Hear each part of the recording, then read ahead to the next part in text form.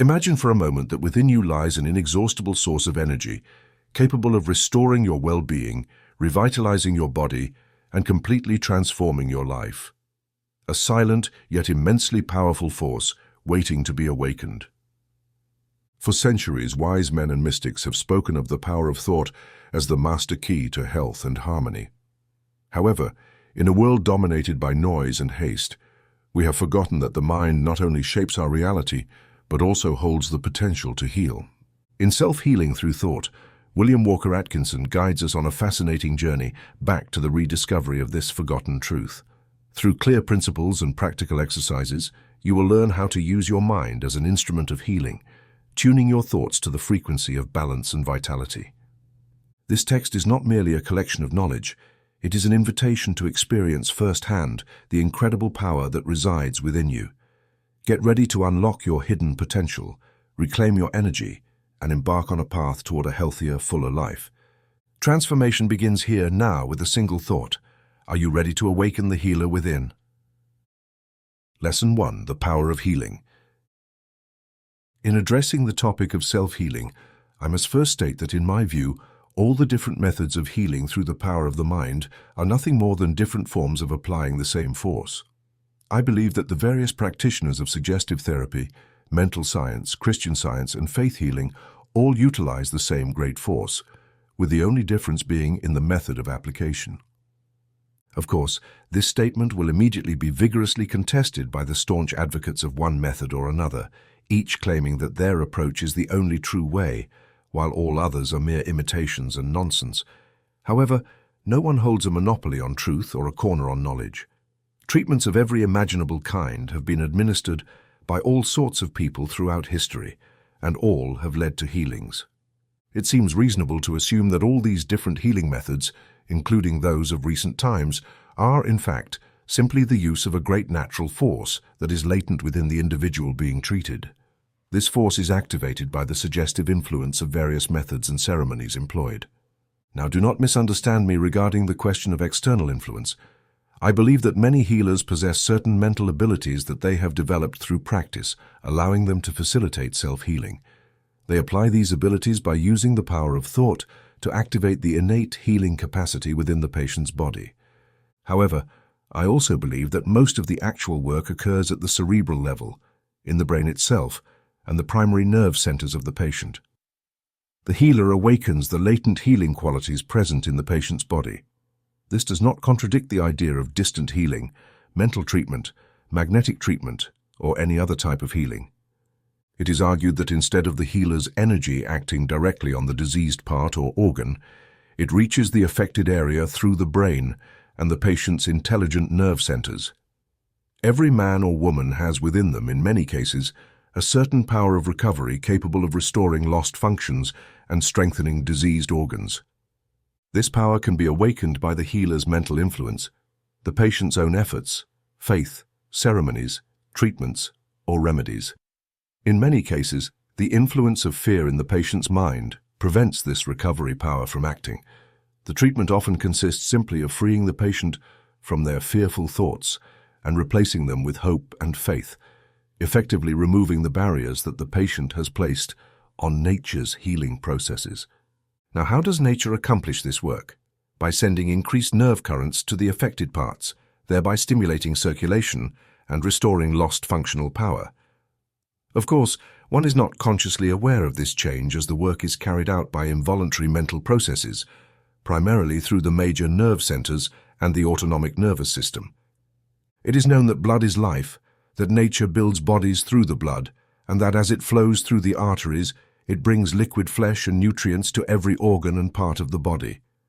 Thus, it builds, repairs, renews, replaces, and nourishes, and on its return journey to the heart, it carries away decomposed tissue, waste products, and other residues rejected by the system.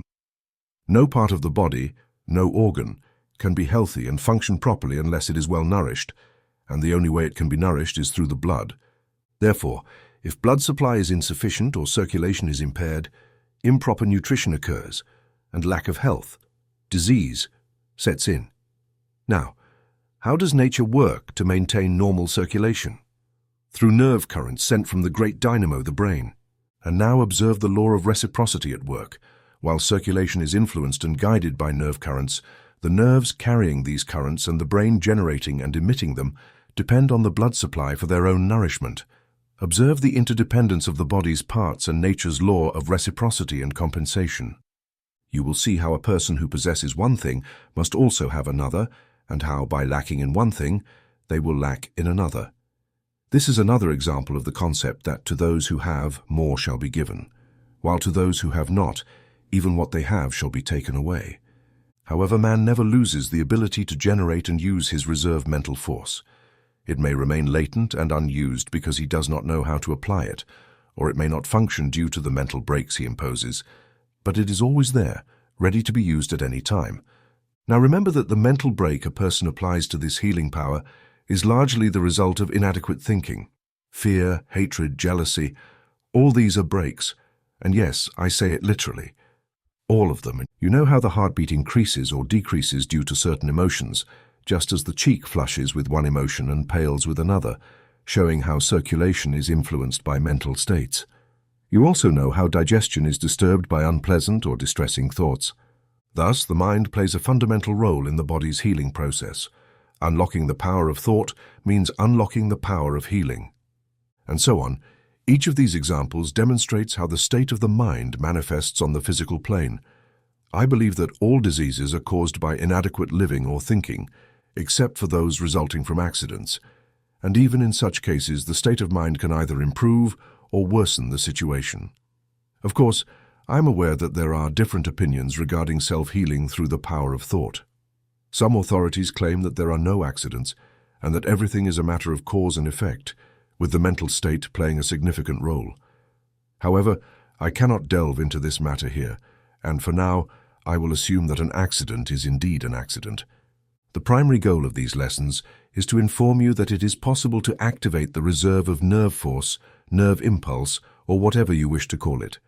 I will refer to it as the power of thought, and with this explanation you will understand what I mean whenever I use this term. I know individuals who, through a conscious effort of the mind, can alter the circulation in any part of their body, making a hand or foot warm instead of cold at will. They can direct the power of thought to any part of the body and any organ, thereby increasing circulation in that area and stimulating it accordingly. They can remove excess blood from the brain and direct it to the limbs, inducing sleep within minutes. All of this is essentially what happens through what we call suggestion or self-suggestion. I am not speaking of hypnotism, although the same rule applies in that context as well.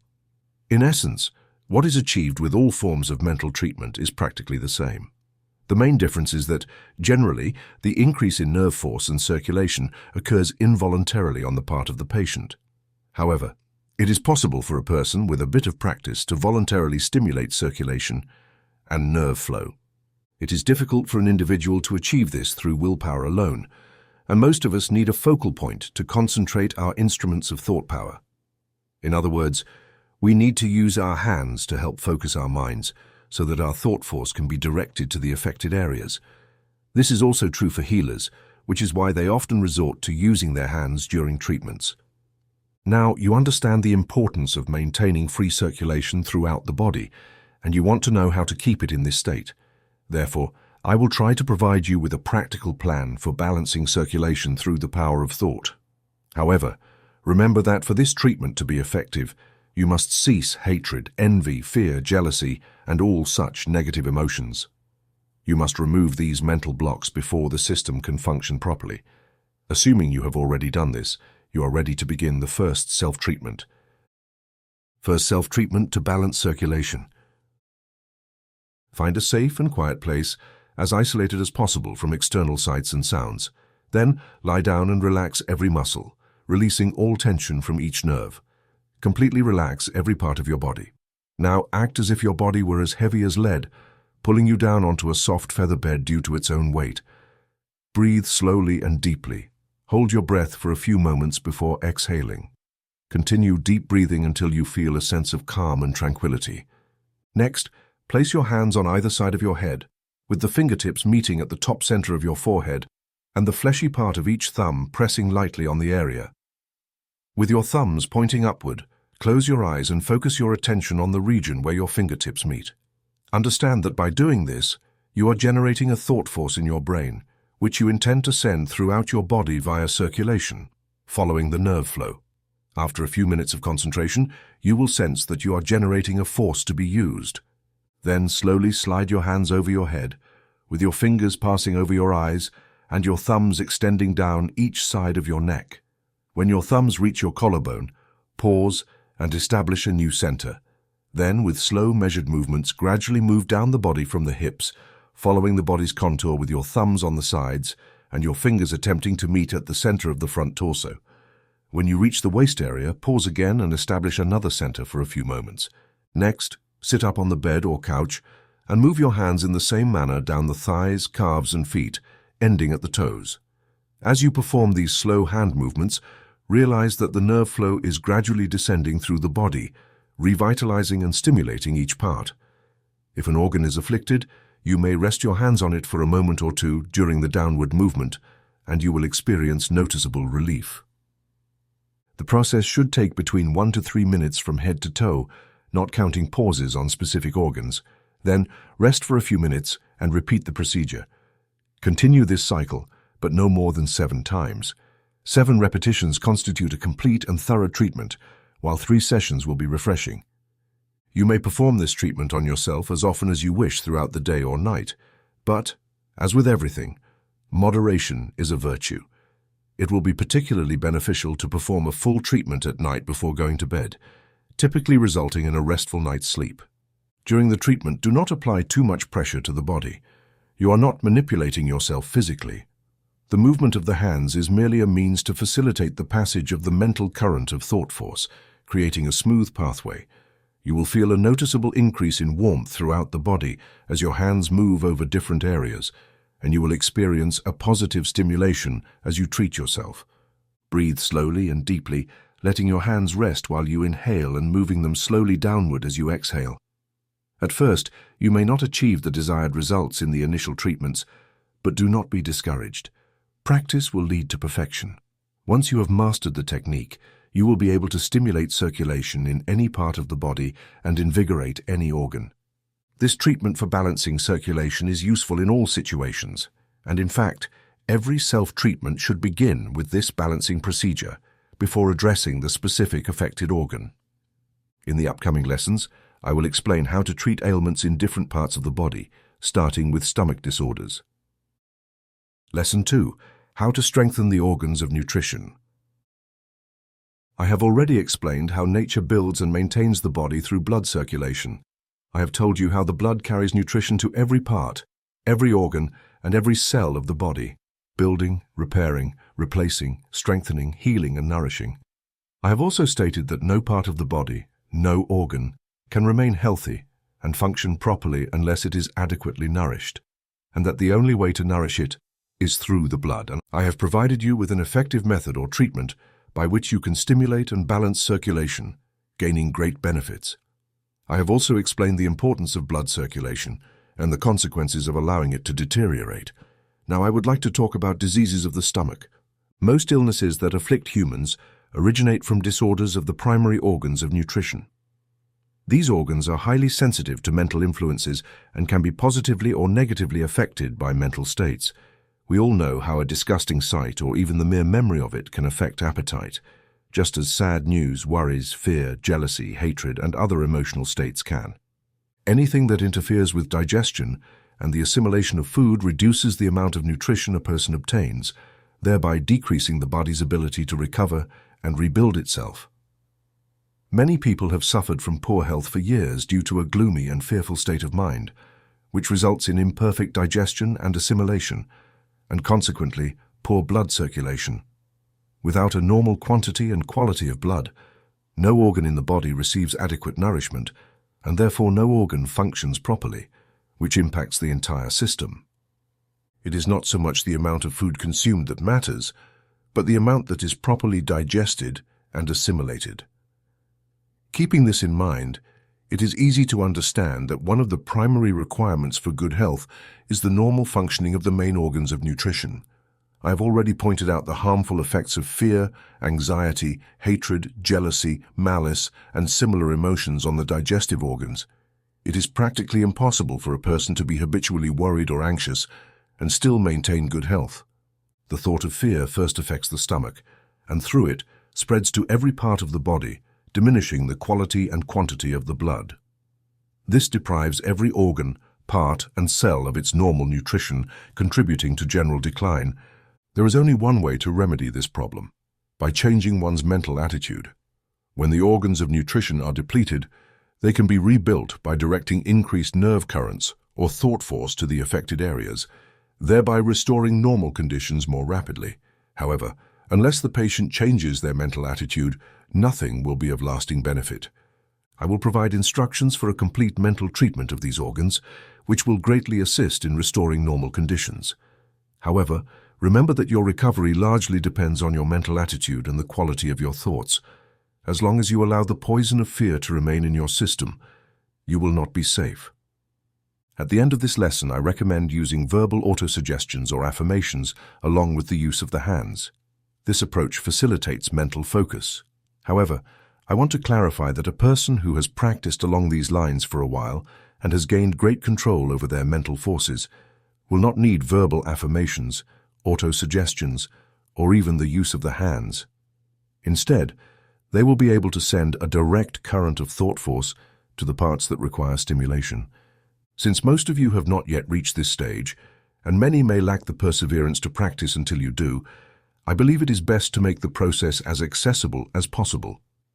Therefore, I recommend verbal autosuggestions and the use of the hands. I have incorporated verbal autosuggestions into the hand movements used in the treatment for balancing circulation. Repeat the words, both silently and aloud. The key is to say them consciously and use them as a vehicle for thought. Self-treatment for stomach disorders.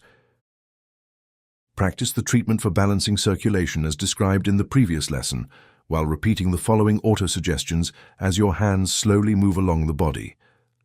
I am balancing and stimulating circulation throughout my entire body, allowing blood to flow to every part, every organ, and every cell, nourishing, building, and strengthening every part of my body. I am removing broken and discarded materials that have been replaced by new healthy ones. Every organ in my body is stimulated and functioning properly and naturally as intended by the great creative power. I open every cell in my body to receive the impulse of thought sent by my mind. After a brief pause, place your hands over your solar plexus and let them rest for a moment. Consciously direct a current of mental energy to this area while saying, I am sending a powerful stream of healing thought force to my primary organs of nutrition, strengthening and stimulating them to function in a normal and natural manner. Repeat this autosuggestion several times with meaning and conviction. You will often feel a warm, invigorating sensation flowing through the area, relieving and nourishing it. Then slowly pass your hands over the abdomen with a gentle, caressing motion, allowing the power of thought to fully permeate every part of the digestive organs while repeating the following autosuggestions. I am sending a powerful stream of thought energy to my organs of digestion and assimilation, strengthening them so they function properly. I have the appetite of a healthy person. My stomach is strong, very strong, and capable of digesting every particle of food I consume. I can digest it, and I will digest it. Every particle will be assimilated. Every ounce of food I have eaten and digested has been transformed into rich red blood that circulates through every part of my body, building cells, organs, and tissues. This makes me strong, healthy, and full of vitality. I live as a healthy person does, and I intend to be healthy in every way. I am developing strong digestive powers and gaining health and strength through nature's processes. I am radiant, joyful, and happy, and I have eliminated fear. My stomach is strong, very strong, and growing stronger each day. Every day that I live, it performs its work well, very well. When you repeat the words strong, very strong, and well, do so with a positive tone and direct the words specifically toward the affected areas. Remember that words are nothing more than an external indication of the internal mental impulse, and you will understand the philosophy behind this method. I should mention here that I have witnessed many cases of dyspepsia, indigestion, and stomach issues completely cured through this system of treatment. I firmly believe that 99% of such cases could be healed if the afflicted person seriously committed to practicing what I am explaining here. I do not teach theories. I explain how to achieve results. Lesson 3. Constipation. Cause and effect. Is it necessary to undress during self-treatment? In answering this question, I must say that it is absolutely not necessary to undress. You can achieve excellent results by administering the treatment and passing your hands over the body while fully clothed. However, if you have undressed to go to bed, you may also administer the treatment at that time, as there seems to be something about the touch of the hand on bare skin that helps direct the current of thought energy toward the affected areas. For this reason, I generally suggest administering this treatment before bed at night and upon waking in the morning, passing the hands under nightwear. At other times of the day, you may pass your hands over your regular clothing. This lesson will focus on the treatment of one of the most common health issues, constipation. Many theories have been proposed to explain constipation, but in my opinion, the most reasonable explanation is that it arises from one or more of the following 3 causes: wrong thoughts, insufficient fluid intake, neglecting nature's calls. The first cause, wrong thoughts, has been extensively explained in previous lessons, and I refer students back to what I have already said. No part of the human body is more immediately affected by incorrect thinking than the organs of digestion, and the first sign of this dysfunction appears as weakened digestive power and constipation. A person suffering from constipation and its associated discomforts must take steps to interrupt the flow of fearful, anxious, hateful, or angry thoughts. The second cause, insufficient fluid intake, is well known to anyone who has studied this subject. Many modern mental healing advocates reject the importance of exercise, breathing, diet, or fluid intake, claiming that these factors have nothing to do with the healing power of the mind and should be entirely ignored as insignificant compared to mental power. This is easy to say. However, when we understand that our need for mental healing arises precisely from violating a law, whether mental or physical, and that we seek to restore normal conditions through healing, we realize that everything is interconnected. Thus, we understand that we must adhere to both mental and physical laws. Only by doing so can any form of healing, mental or otherwise, truly benefit us. If we violate a mental law, mental healing by correcting our thoughts will restore normal conditions. If we violate a physical law, we must adapt our lives to that of a normal, healthy individual, restoring proper organ function through the power of thought. Following the principles of right thinking and right living will keep us in a state of well-being. I have no sympathy for those who insist that we must eat only specific foods at specific times and in precise quantities. I have experimented with such practices and have rejected them. I believe that a healthy man or woman can consume any reasonable food in reasonable quantities at appropriate times. However, I would never suggest that a person can survive without an adequate intake of food, just as I firmly believe that one cannot maintain health without drinking a sufficient amount of fluids. Many of us fail to consume enough fluids and suffer as a result. Until normal conditions are restored, we cannot expect to be fully functioning human beings. So far, we have not been able to exist without using our bodies, and as long as we inhabit them, we must care for them properly, at least as faithfully as we would care for a horse or a cow under our responsibility. When we consider the crucial role that fluids play in human physiology, we see how we have harmed ourselves by abandoning natural human habits and replacing them with the abnormal habits imposed by modern civilization. Physiology teaches us that a normal human being needs at least 4 pints, 2 quarts of fluids per day, to properly meet the body's needs. If this amount is not consumed, the body will not secrete enough fluids to carry out digestion, absorption, and assimilation of food properly, nor will it be able to excrete and eliminate waste effectively. The liver will fail to produce enough bile, whose primary purpose is to promote natural bowel movements, and there will not be sufficient fluids to carry waste through the kidneys and bladder. The result is inefficient function of one or more bodily organs, and the entire system suffers as a consequence. Approximately 80% of the human body is composed of water, and if we do not introduce enough fluids into our system, we become more or less like a dried-up apple. In no case does wounded nature show the effects of insufficient liquids more quickly than through the symptom called constipation, and in no case does it show the results of a healthy habit regarding liquids more rapidly than through the restoration of normal bowel movements after the passage of air. Water is the element that requires the most energy, and by not receiving it, it manifests its discontent in the most vigorous way. The third cause of constipation is the neglect of nature's signals. Like any other violation of natural laws, it produces abnormal results. We are all more or less governed by habits, whether good or bad, to which we have been exposed. Our modern life takes us away from nature, and we suffer as a result. The subconscious manifestation of the mind, which controls the functioning of our vital mechanism, teaches us to do certain necessary things, and when we refuse to listen to its voice, we must endure the consequences. In the rush and agitation of daily life, we ignore nature's signals to rid our system of waste, and little by little, a new abnormal habit begins to form. Nature ceases to send us its signals because we have refused to pay attention to them, and after a while it becomes indignant and allows us to do things our own way. Having so many things to manage, we often neglect the new duty imposed upon us, and irregular habits result. When one does not heed nature's signals, the liquid part of the fecal matter is reabsorbed by the system, leading to hardened stools. Additionally, delayed and continuous movements over time result in the formation of a harmful new habit in the sphincter muscle. Instead of having a natural tendency to relax at the appropriate times, it develops an unnatural habit of contraction, interfering with natural processes. For many of you, this may seem like an unpleasant read.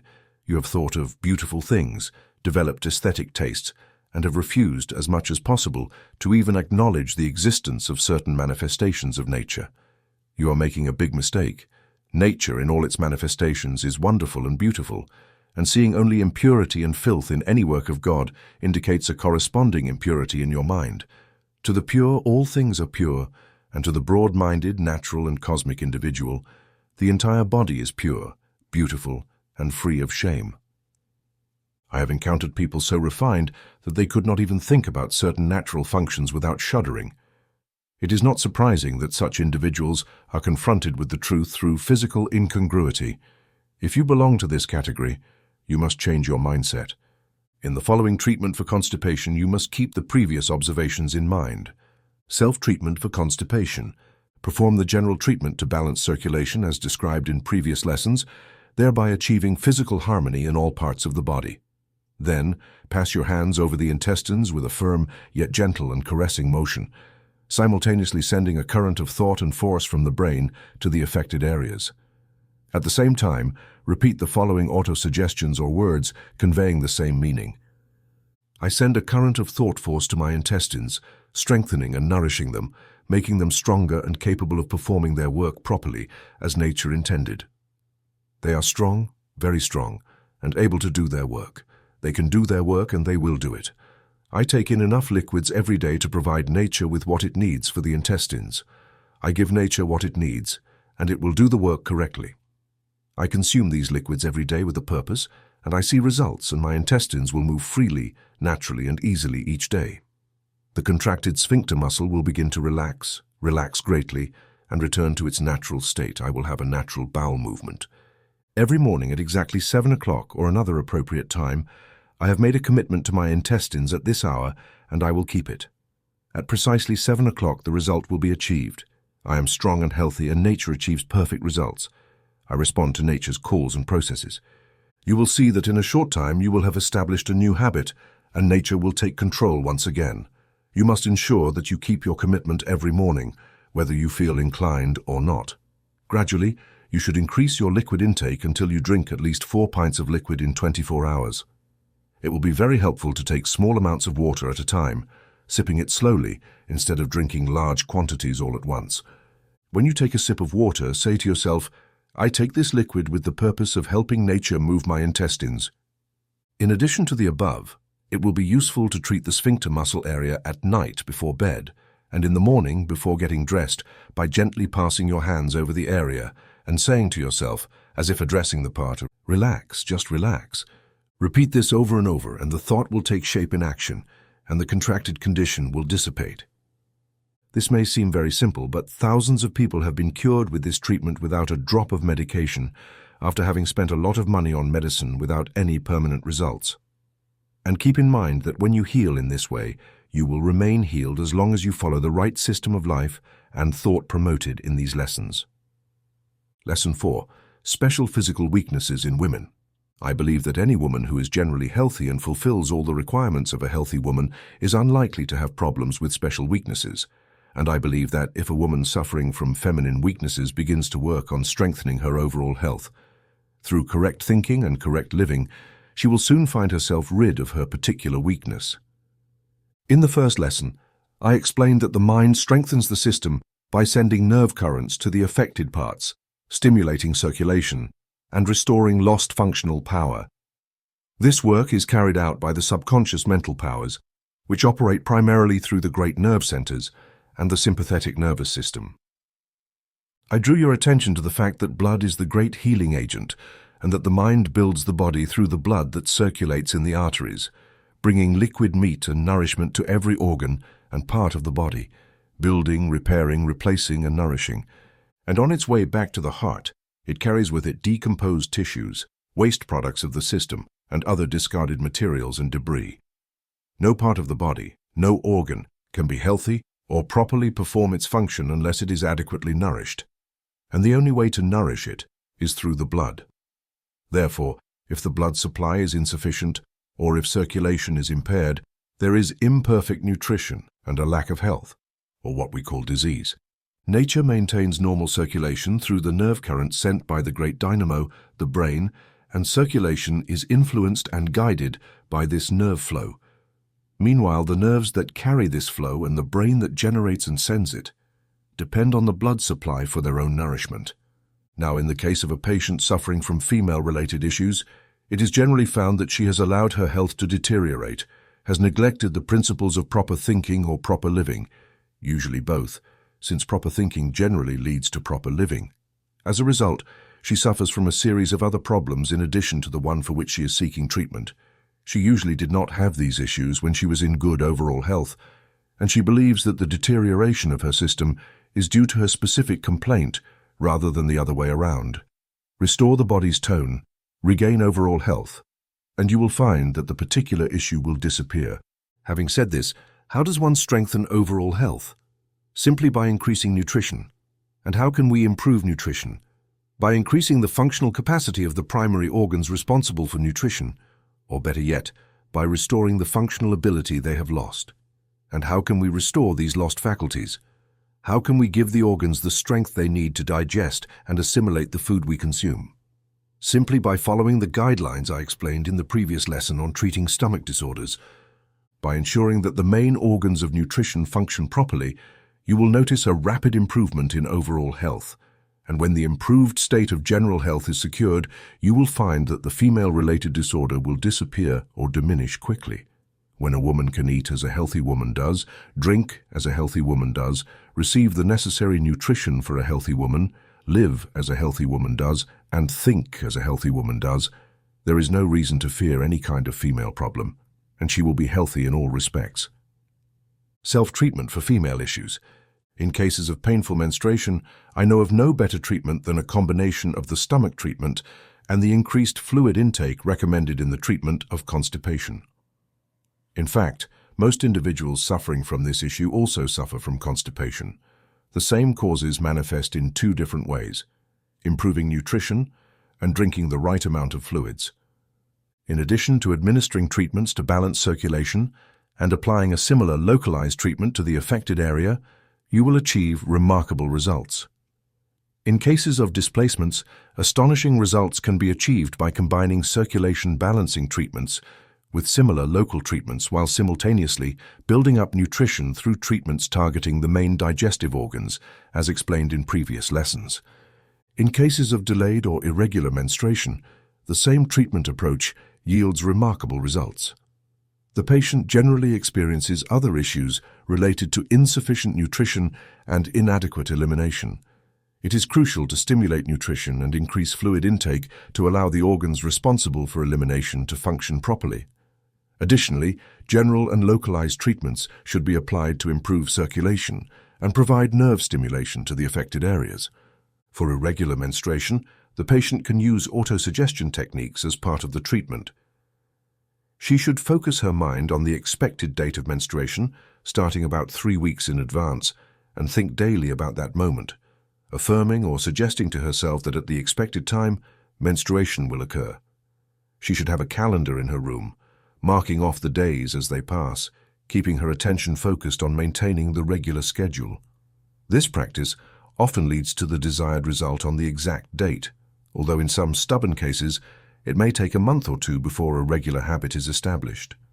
The treatment has been explained in detail in the previous article, but to help you retain it, I will summarize it briefly. Administer a treatment to balance circulation. Administer a stomach treatment to stimulate nutrition.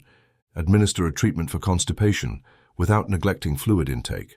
Provide a special mental strength treatment in the affected area, following the general instructions given for special treatments of other body parts and using the appropriate autosuggestions or affirmations. This final treatment will stimulate the weakened organs and restore their strength and ability to function properly. Lesson 5. Nervousness, the American disease. As we look around, we see scenes of people suffering from an abnormal condition of the nervous system. It has been called the American disease because it appears to be more common here than elsewhere, although it is found wherever people experience excessive worry. Worry and fear are at the root of nervousness, and when these two demons are banished, the patient quickly recovers. The problem, however, is that a person suffering from this condition is usually in a weakened state, making it difficult to use the internal forces that would enable them to overcome the root causes of their ailment. However, the first step is possible. The patient suffering from this condition must begin to cultivate thoughts of hope, confidence, courage, and strength. The only practical and effective way to eliminate negative thoughts is to cultivate positive thoughts in their place. Positive thoughts, if well nurtured and illuminated by the sunlight of optimism, will quickly grow and inevitably suppress the negative weeds of the mind that have caused all the trouble. Eradicating these negative thoughts is a difficult task, and the best way to do it is by replacing them with new, positive plants of hope and courage, which will grow vigorously. Start today by cultivating these positive plants and ensure they receive constant attention. The continuous use of appropriate self-suggestions or affirmations will nurture the strongest and most resilient class of positive thoughts in the mind. As these positive thoughts grow and strengthen, the negative thoughts will gradually diminish. Just as light drives away darkness, the strong and vigorous products of the mind will suppress and smother the poor mental sprouts of fear and worry. And once fear and worry are replaced, all other weeds will wither away. Hatred, anger, jealousy, malice, envy, and greed will disappear, and the mental garden will bloom in an abundance of beauty, joy, and strength. You will discover that the entire system has become exhausted due to the negative thoughts that have been nurtured over time. Digestion is impaired, circulation is disrupted, the brain is deprived of proper nutrition, and the nervous system itself suffers from inadequate nourishment and altered blood flow. Once you seriously commit to changing this, things will begin to improve. Digestion will improve, allowing you to nourish yourself properly. When you are properly nourished, the blood supply will increase in both quantity and quality. As the blood supply improves, the brain will be better nourished and able to send stronger thought impulses to the organs and other parts of the body, thereby enhancing overall health. And when the nervous system is better nourished due to improved circulation, it will function much better, and the old issues will fade away. Get the machine running correctly and you will see improvement in every aspect. Self-treatment for nerves, insomnia, etc. When treating yourself for nervousness, first pay attention to the nature of your thoughts and rid yourself of fear and worry, as previously suggested, always following the self-suggestion methods taught later in this book.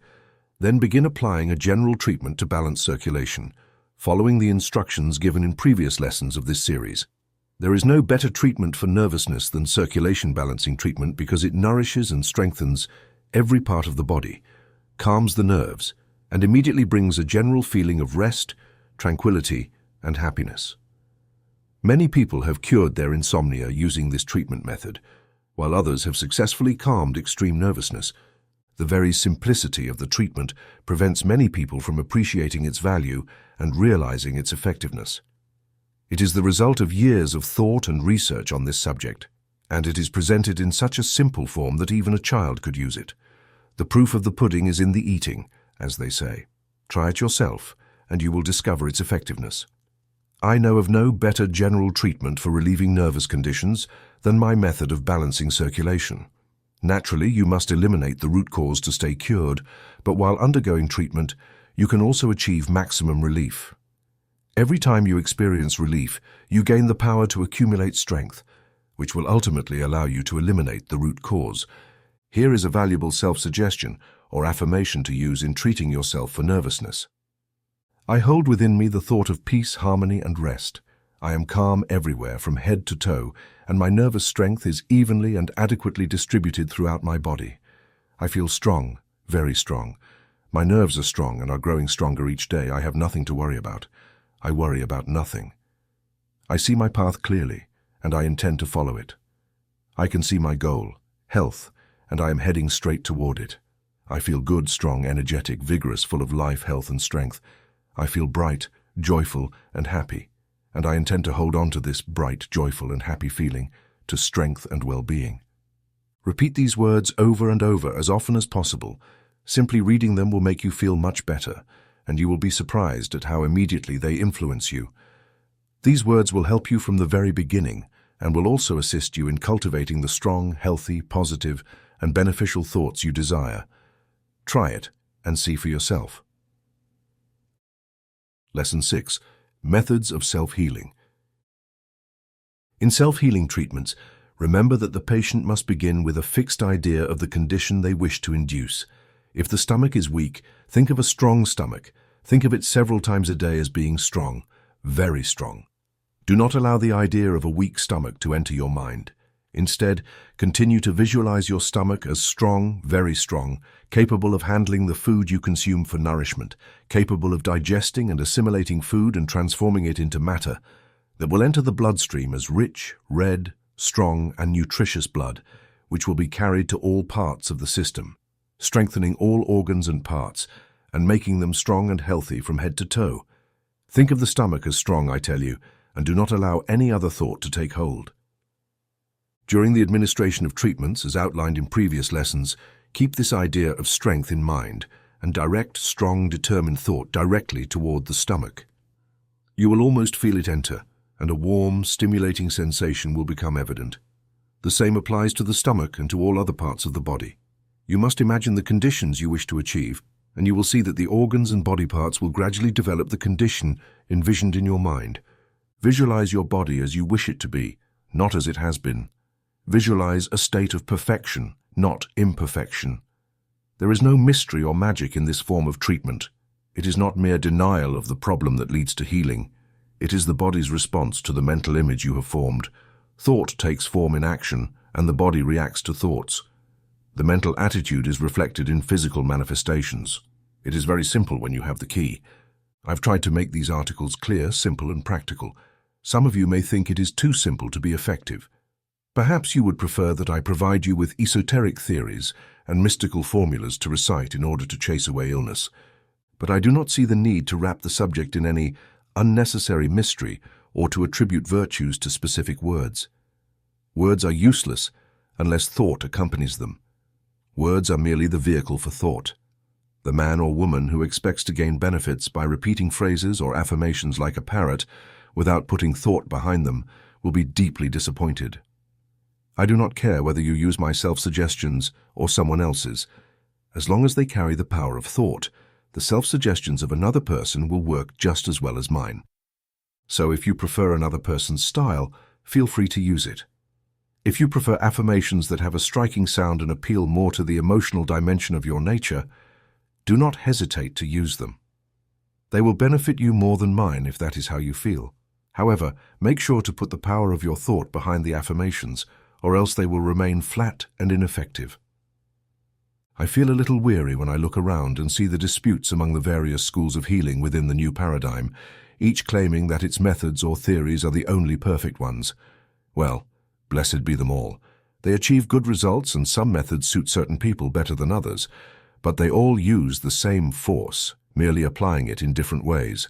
Each healer has their preferred method of providing mental treatments, and each person has an approach that suits them best. But that is no reason for any of us to assume that we know everything, or that another person must necessarily be wrong simply because their methods differ from ours. Let's move beyond this childish stance and show a little more openness. Personally, I prefer the simplest approach, the one that seems the most practical and based on common sense, as free from theories as possible. I have tested this approach, and it has evolved through trials and experience. But that does not mean it is the only approach worth considering. Try any method that appeals to you, and the one you prefer will be the one that benefits you the most, whether it is mine or another's. But do not tie your healing to anyone's preferred theory. These treatments are effective not because of unfounded theories, but despite the mistaken beliefs of those who administer them. The power is available to anyone who wants to use it, whether for healing others or healing themselves. Therefore, there is no sense in spending large sums of money to obtain a secret. There is no secret. This is one of nature's laws, and it is open to anyone who wishes to use it, just like all other natural laws and forces. No healer or master has a monopoly on healing.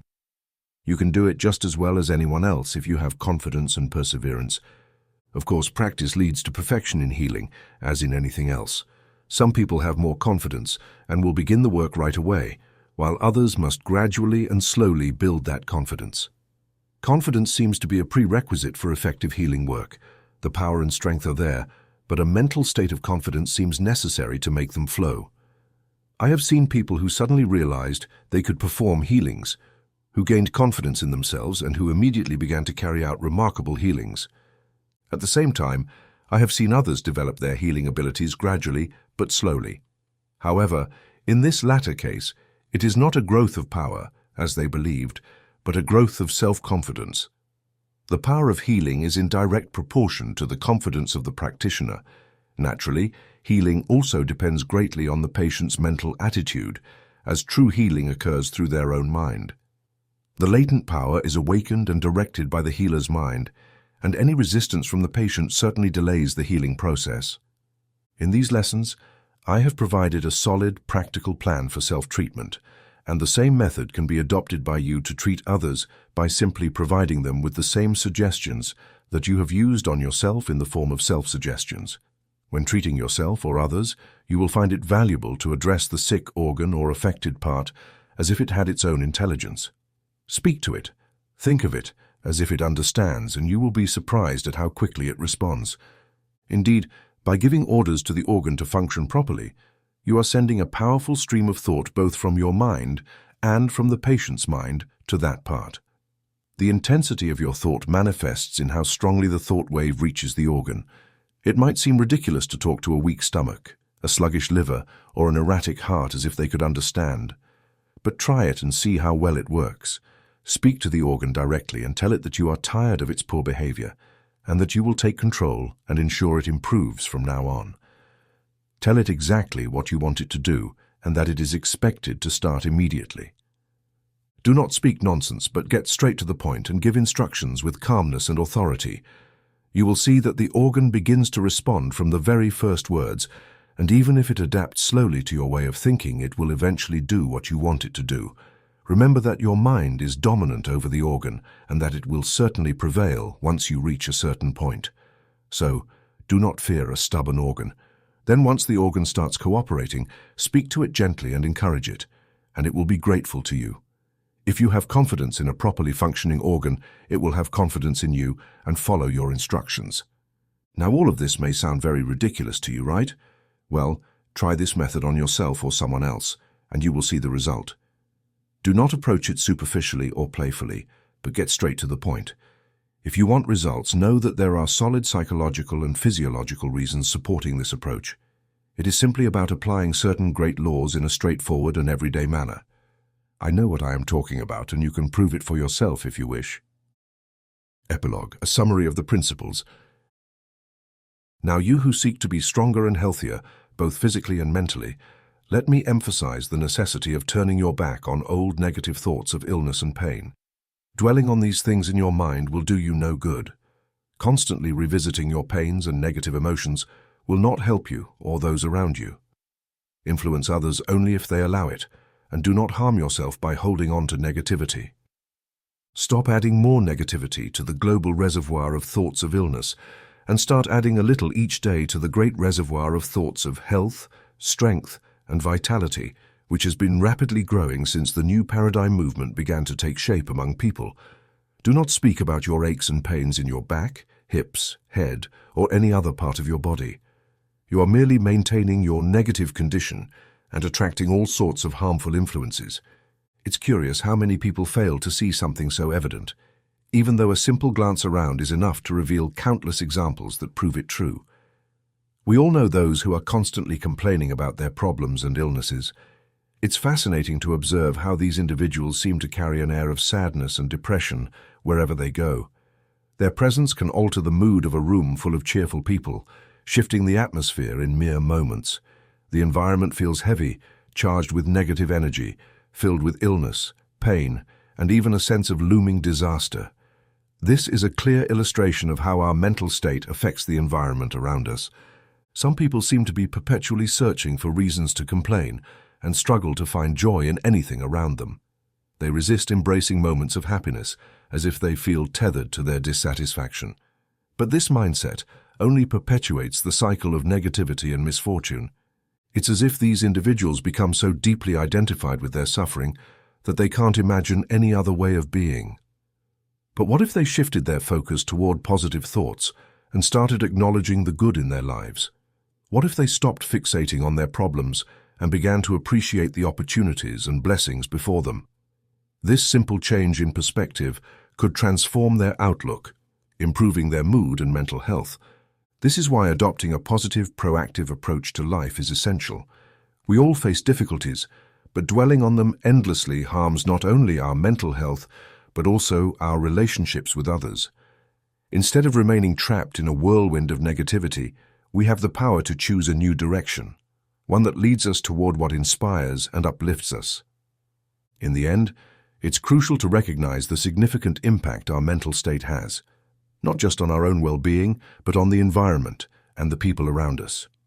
We have the power and the responsibility to shape the emotional energy we carry, influencing the emotional dynamics of every space we occupy. In a world where the chaos of daily life can overwhelm us, we have a choice. We don't have to surrender to the toxic whirlpool of complaints and pessimism.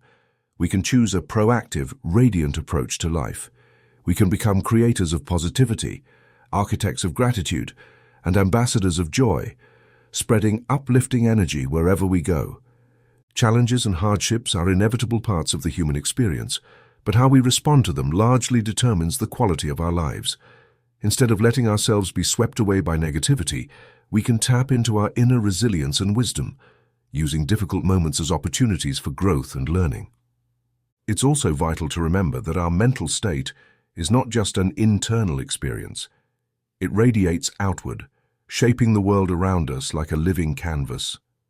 Our thoughts and emotions act as colors, painting the landscape of our interactions with others. By nurturing kindness and positivity, we can cultivate harmonious relationships and spread compassion.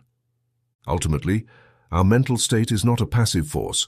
It's a powerful tool that can create ripple effects in our lives and the lives of others. Let us choose, consciously, to cultivate a mindset filled with hope, gratitude, and confidence. Let's strive to be catalysts for positive change, illuminating the world with our inner light and inspiring others to do the same. And consider this: if some individuals were suddenly freed from their worries, they might feel empty, for they would have nothing left to discuss. Don't be one of them.